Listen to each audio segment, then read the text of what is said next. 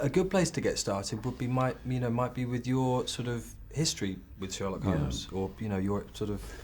It's a very particular history, actually. I could almost say I'm here because of Sherlock Holmes, in more than the obvious sense that I'm here in order to talk about the film that I'm involved in. I'm actually in the business of acting and show business because of Sherlock Holmes. It ruined my school days.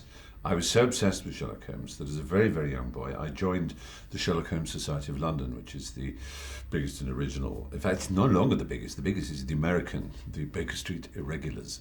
But there are all over the world Sherlock Holmes societies. There's something about the nature of the character. There's something so real about him, so peculiarly identifiable that there are all kinds of people who are devoted to him, not in too nerdy and weird a way. They're just fascinated by the detail of it all. And I was as a child. I mean, I could tell you everything. I could tell you that there were 17 steps from Baker Street up to his rooms. I could tell you every detail of the fireplace and the furnishings, and I could tell you the names of the characters in every one of the stories. I could quote long passages from it. I mean, it was a complete nerd. It's really weird. In the same way that plenty of kids could do the same for football, I was doing it with Sherlock Holmes. But it so happened when I was 14, I got permission from my housemaster at school. You probably know what a housemaster is in America now because of Harry Potter. I had a very Harry Potter childhood. I was sent away by train to a prep school when I was 7 to board there and stayed, and then went to the big school and you were in houses. They weren't called Hufflepuff and Gryffindor, but they had similarly stupid names. And my housemaster gave me permission one Friday to go to a meeting of the Sherlock Holmes Society of London, where I was going to deliver a paper. I was going to say, here's your copy of the Times. I meant read something that I'd written, a so-called academic insight into the relationship between T.S. Eliot and Holmes, which was the famous poem Macavity, the Mystery Cat, and how it's based entirely on Moriarty, the villain in Sherlock Holmes. And they were being very charming to me. The place was run by the weirdest aristocrats. The magazine was edited by the Marquis of Donegal, and the chairman of the society was Lord Gorbooth. And it was held in the Royal Commonwealth League or Royal Commonwealth Club, one of those strange ancient clubs. But unfortunately, that particular time, I had the wonderful evening and stayed at the bed and breakfast hotel that the housemaster had arranged that I would stay with, and had my ticket to go straight back to school the next day. And as I was walking to the station, I passed a cinema, and Cabaret was on.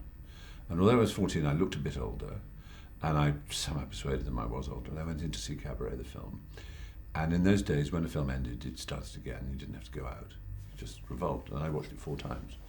And then the day was almost over, and I stumbled out again, and I passed another cinema, and the Clockwork Orange was on, and I went to see that. And basically 4 days passed in which I saw Clockwork Orange and Cabaret, and was it The Godfather, Fritz the Cat?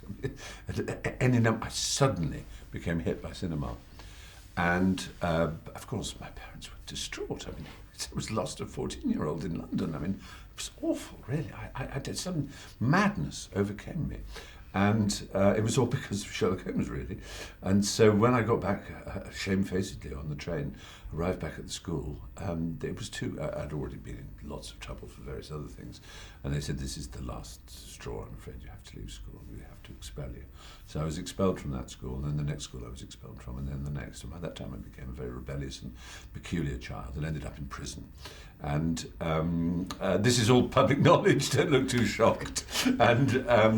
And if you picture me lying on with straw and the shadows of the prison bars on me in a sort of cinematographical way, that's when I realised that I had hit rock bottom, and that I must change. And I started to.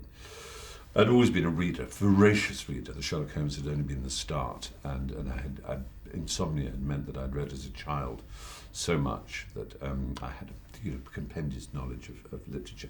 So I decided I would go to Cambridge University, and so obviously I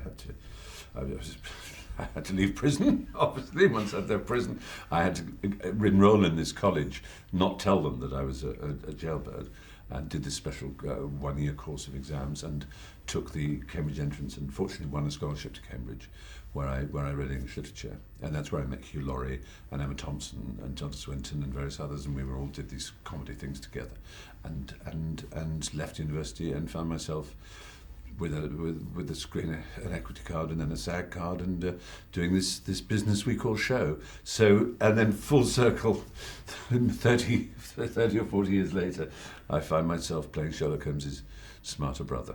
So yes, Sherlock Holmes means a great deal to me. Fabulous story.